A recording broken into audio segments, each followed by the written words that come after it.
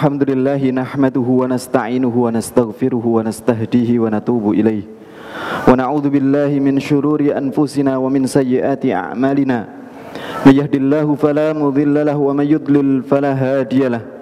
Asyhadu an la ilaha illallah wahdahu la syarika lah wa asyhadu anna Muhammadan 'abduhu wa rasuluhu wa safiyyuhu min khalqihi arsalahu bil haqqi basyiran wa nadhira wa da'iyan ila Allah bi idnihi wa sirajan munira. Allahumma salli wa sallim wa barik ala nabiyyina wa habibina Muhammadin wa alihi wa sahbihi ajma'in wa man tabi'ahum bi ihsanin ila yaumiddin wa anna alaina ma'ahum bimannika wa fadlika ya arhamar rahimin. Ibadallah, usikum wa iyaya nafsi bitaqwallahi faqad fazal muttaqun. Wa qad qala rabbukum a'udzu billahi minasy syaithanir rajim. Bismillahirrahmanirrahim. Ya ayyuhalladzina amanu taqullaha haqqa tuqatih wa la tamutunna illa wa antum muslimun. Sidang jamaah Jumat yang dirahmati oleh Allah Ta'ala, di bulan yang penuh dengan barokah ini, bertepatan dengan hari yang Allah jadikan sebagai Sayyidul Ayyam, hari yang terbaik, di hari di mana Allah Ta'ala menciptakan manusia pertama kali, dan Allah janjikan di hari Jumat pula Allah akan tegakkan hari kiamat. Bertepatan kita berada di tempat yang mulia, di mana Rasul pernah bersabda, ahabbul biqa'i ilallahi masajiduha. Sebaik-baik tanah yang Allah sukai adalah masjidnya. Maka di kesempatan yang mulia berkumpul semua keadaan yang baik, khatib berwasiat kepada diri khatib pribadi dan kepada para jamaah sekalian, sebagaimana yang Allah wasiatkan di dalam surah Ali Imran ayat 102. Wahai orang-orang yang beriman, bertakwalah kalian kepada Allah dengan sebenar-benar takwa, dan jangan sekali-kali meninggal dunia kecuali dalam keadaan muslim. Saudaraku yang dirahmati oleh Allah Ta'ala, salah satu di antara nasihat besar seniornya ulama tabi'in, Al-Hasan Al-Basri rahimahullah, seorang ulama yang pernah menjadi anak didiknya istri Rasulullah SAW, Ibunda Ummu Salamah.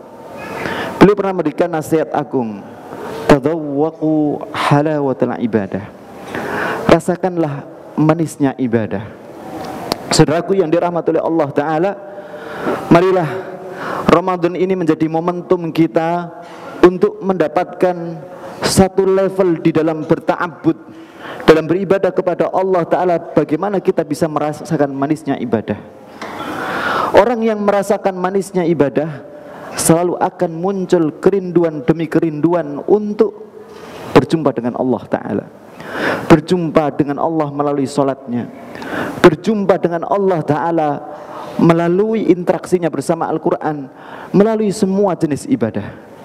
Sementara orang yang merasakan bahwa ibadahnya adalah beban, maka dia akan selalu berpikir, kapan selesai? Kapan selesai? Kapan selesai? Sebagaimana orang yang mengikul beban, dia akan berpikir, kapan beban ini akan dia taruh?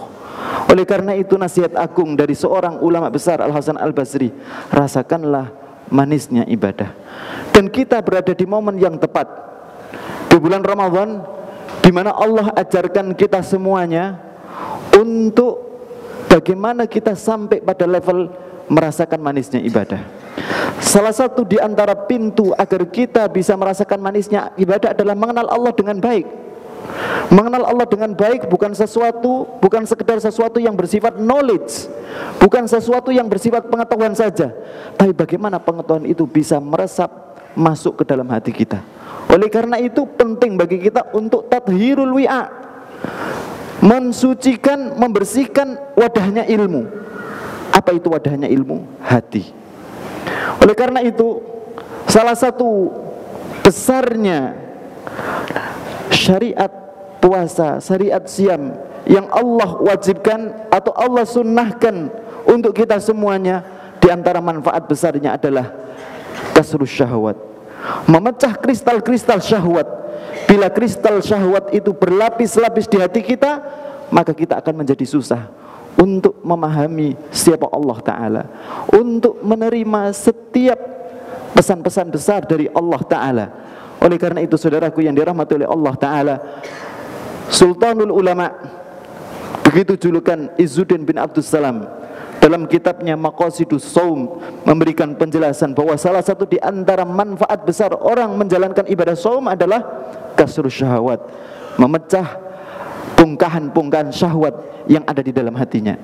Oleh karena itu, di dalam sebuah hadis yang sahih diriwayatkan oleh Abu Dawud, di mana seorang sahabat Abu Umamah Al-Bahili, seorang sahabat dari kabilah Bahilah, kabilah yang ada di Madinah dengan seterata kabilah yang berada di bawah, tapi Rasulullah SAW sangat mencintainya. Ketika dalam peperangan bersama Rasulullah SAW, Abu Umamah Al-Bahili meminta Rasulullah SAW untuk mendoakannya dengan mengatakan, "Ya Rasulullah, ud'ullaha li bisyahadah." Wahai Rasul, tolong doakan aku agar dalam perang ini aku mendapatkan kemuliaan mati syahid. Tapi justru Rasulullah SAW mendoakan, Allahumma sallimhu, Allahumma ghannimhu. Ya Allah, buat Abu Umamah Al-Bahili selamat dan pulang membawa banyak ghanimah. Betul, dia pulang tanpa luka dan membawa banyak ghanimah. Di peperangan berikutnya dia meminta lagi, "Ya Rasulullah, ud'ullaha li bisyahadah." Wahai Rasul, doakan aku agar aku mendapatkan kematian syahid. Rasul masih mendoakan yang sama. 3 kali datang minta agar mendapatkan kematian syahid. Rasul mendoakan, Allahumma sallimhu, Allahumma ghannimhu. Ya Allah, buat dia selamat, buat dia pulang membawa banyak ghanimah. Akhirnya dia pun mengatakan kepada Rasulullah, "Ya Rasulullah, dullani ila arja amalin indi." Wahai Rasul, tunjukkan satu amalan yang bisa membuatku menjadi semakin dekat kepada Allah Ta'ala, amal yang paling aku harapkan untuk mendapatkan kebaikan besar dari Allah Ta'ala. Maka Rasul memberikan satu pelajaran agung, "Alaika bis-shaum fa innahu la idlalah wa fi riwayatin la mitlalah." Hendaklah kamu mengerjakan saum karena dia tidak ada bandingannya. Maka perawi memberikan penjelasan, maka Abu Umamah banyak mengerjakan saum. Dia memerintahkan keluarganya untuk mengerjakan saum, hatta pembantunya pun diperintahkan untuk mengerjakan saum. Fakana la yura atharu dukhan, maka tidak terlihat ada asap mengepul min baiti, dari rumahnya Abu Umamah Al-Bahili, kecuali tetangganya paham, illa annahu yudhifud dhaif, bahwa dia sedang kedatangan tamu. Pasca wafatnya Rasulullah SAW, di zamannya Umar bin Khattab, Abu Umamah Al-Bahili berdakwah di tanah Syam, tepatnya di kota namanya Homs. Saat itu orang Homs mengenal betul siapa Abu Umamah Al-Bahili. Dia adalah orang yang rajin berpuasa. Dengan madrasah siamnya, maka pembantunya sampai mengatakan, "Aku tidak pernah melihat orang yang hatinya begitu lapang, tangannya begitu dermawan, yakin dengan setiap apa yang dia kerjakan, melebihi Abu Umamah Al-Bahili." Di mana saat itu Abu Umamah Al-Bahili adalah destinasi orang, kalau seandainya mereka punya kesulitan, mereka akan bertamu ke rumahnya Abu Umamah Al-Bahili. Kata pembantunya, "Demi Allah, seandainya di rumahnya Abu Umamah Al-Bahili hanya ada 1 butir kurma ataupun ada 1 siung bawang, dia pun akan tetap memberikan." Sampai di suatu hari ketika Abu Umamah Al-Bahili sedang saum, maka datanglah seseorang bertamu ke rumahnya, menyampaikan hajatnya, kesulitannya. Pembantunya yang tahu betul di mana pembantunya ini, maulanya, budak yang dimerdekakan oleh Abu Umamah Al-Bahili dan kemudian menjadi pembantunya, ini adalah seorang budak wanita Majusiyah. Dia tidak mau diajak masuk Islam dan meletakkan pita hitam di lengan kanannya sebagai tanda bahwa dia ingin berpegang teguh dengan keyakinan Majusinya.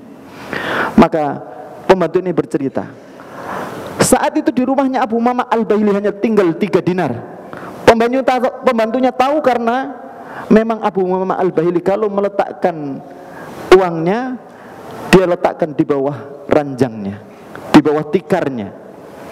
Jemaah sekalian dirahmati Allah, harta yang tinggal 3 dinar tadi, maka datang 1 tamu menyampaikan hajatnya. Maka Abu Umamah memberikan 1 dinar kepadanya. Datang tamu itu lagi menyampaikan hajatnya, dikasihkan 1 dinar. Maka pembantunya mengatakan, "Wahai Abu Umamah Al-Bahili, jangan sampai sisa 1 dinar itu kamu berikan kepadanya, karena kami tidak tahu nanti kamu berbuka dengan apa. Tapi ternyata tamu ketiga masih datang kepadanya, menyampaikan hajatnya, maka 1 dinar tersisa diberikan kepadanya. Maka pembantunya banyak berbicara kepada Abu Umamah Al-Bahili, menyesalkan apa yang dia lakukan, sampai kemudian tiba adzan asar. Maka kemudian Abu Umamah Al-Bahili untuk sholat asar. Maka kemudian ketika pembantunya membersihkan ranjangnya dan membuka tikarnya, maka didapatkan di bawah tikar itu ada 300 dinar. Menjelang maghrib Abu Umamah Al-Bahili pulang. Maka pembantunya bertanya, kenapa dia tidak menyampaikan bahwa dia masih punya 300 dinar sehingga dia bisa membelikan sesuatu untuk disantap untuk bukanya. Maka Abu Umamah Al-Bahili bertanya, 300 dinar dari mana? Maka ternyata ini adalah anugerah dari Allah Ta'ala. Maka Abu Umamah Al-Bahili 300 dinar itu dibagi lagi, dan hanya tersisa 3 dinar diberikan sebagiannya kepada pembantunya. Melihat hal ini kemudian pembantunya melepaskan pitanya dan dia masuk Islam. Ibnu Jarir At-Tabari yang menceritakan ini mengatakan, demi Allah kami mendapatkan riwayat, maka pembantunya ini mengambil manfaat dari Abu Umamah Al-Bahili. Berikutnya dia menjadi salah seorang guru besar di masjid-masjid jami' yang ada di Syam. Jemaah sekalian yang dirahmati oleh Allah Ta'ala, ringannya hati Abu Umamah Al-Bahili dengan madrasah siam yang dia kerjakan, dengan siam yang dikerjakan, sehingga tumpangan-tumpangan syahwat itu menjadi berkurang dan hati menjadi lembut. Manakala hati itu lembut, setiap ada momen untuk mengabdi kepada Allah, dia tidak menganggap itu sebagai beban, dan dia justru merasakan manisnya. Al-Imam Bukhari rahimahullah, ketika beliau sholat Allahu Akbar, sholat malam, maka kemudian faftataha bit-tiwal, selesai membaca Al-Fatihah, beristilah as-sab'ut tiwal, maka maksudnya adalah Al-Baqarah, Ali Imran, An-Nisa, Al-Ma'idah, Al-An'am, Al-A'raf, dan At-Taubah. Imam Bukhari membaca surat tiwal, terlihat panjang sholatnya. Maka muridnya yang ada di belakangnya melihat, dakhalat zambur fi qamisih, masuk binatang zambur. Zambur itu dalam bahasa Arab artinya adalah binatang sejenis kalajengking yang beracun. Sehingga muridnya merasa khawatir sesuatu akan terjadi pada Imam Bukhari. Sementara beliau tenang, manis, merasakan keindahan di dalam sholatnya. Selesai beliau mengerjakan sholatnya, maka muridnya mengatakan, wahai Abu Abdillah, kenapa anda tidak memutus sholat anda? Kami khawatir terjadi sesuatu pada diri anda, karena kami melihat ada zambur masuk melalui gamis anda. Maka dibuka, diperiksa badannya, fa'idha bihi sab'ah asyara las'ah, didapatkan 17 gigitan. Apa jawaban Imam Bukhari? Wallah, demi Allah, lamaftatahtu bis surah, ketika aku mulai bacaan surat, wama aqdir, hatiku tidak kuat, an aqta'aha, untuk memutus bacaan ini, hatta ablugha ila ma'ana, sampai aku menuntaskan maknanya. Padahal umumnya secara kasat mata orang ketika melihat sholat panjang, berdiri panjang, kelihatannya adalah sesuatu yang melelahkan.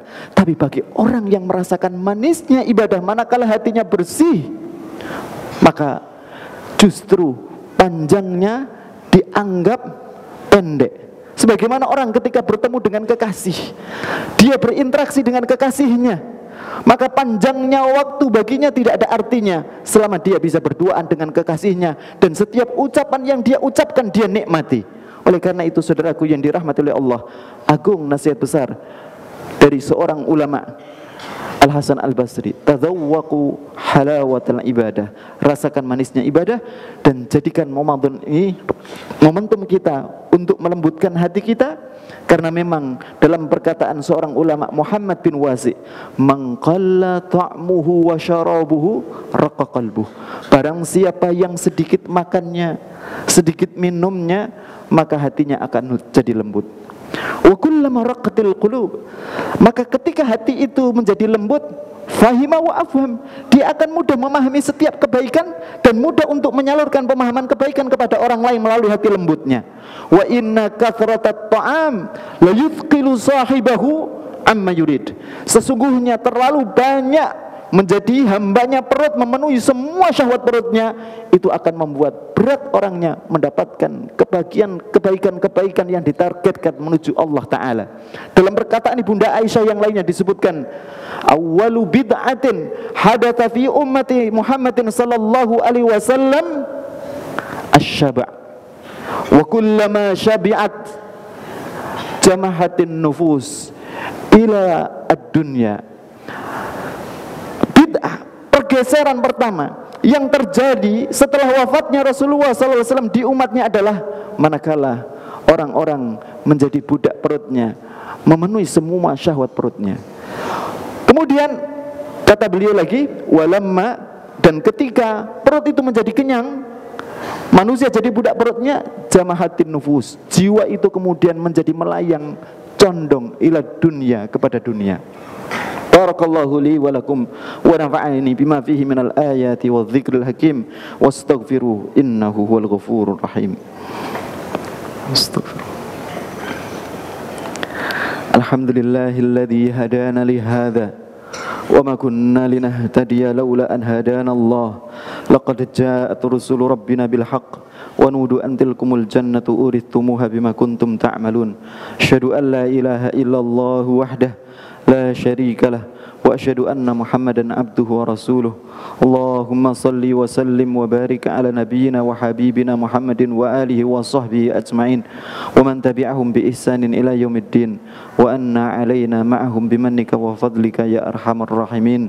Ibadallah, usikum wa iyaya nafsi bitaqwallahi faqad fazal muttaqun wa qad awsa rabbukum fi muhkami tanzilihi faqal a'udzu billahi minasy syaithanir rajim. Bismillahirrahmanirrahim. Ya ayyuhalladzina amanu taqullaha wa qulu qawlan sadida yuslih lakum a'malakum wa yaghfir lakum dhunubakum wa may yuti'illaha wa rasulahu faqad faza fawzan 'azima wa'lamu annallaha amarakum bi amrin bada'a bihi bi nafsihi wa thanna bil malaikatil musabbihati bi qudsih faqala 'azza min qailin a'udzu billahi minasy syaithanir rajim. Bismillahirrahmanirrahim.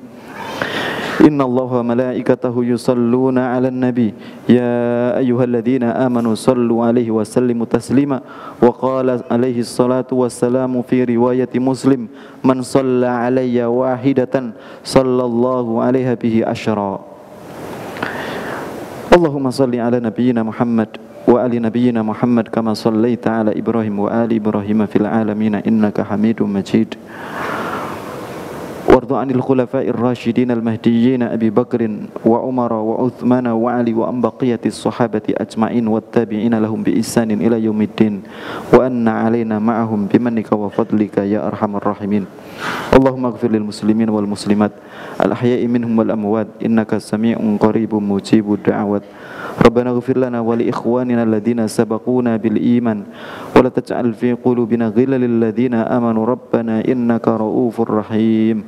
Allahumma a'izzal islam wal muslimin wa adhilla syirka wal musyrikin wa akhdhil man khadhdhala al islam wal muslimin. Allahumma a'tiq riqabana wa riqaba ahlina wa riqaba dhurriyyatina wa riqaba abaina minan nar. Allahumma ij'alna utaqa'a minan nar. Allahumma ij'al utaqa minan nar. Allahumma ij'alna utaqa minan nar. Allahumma ballighna lailatal qadar.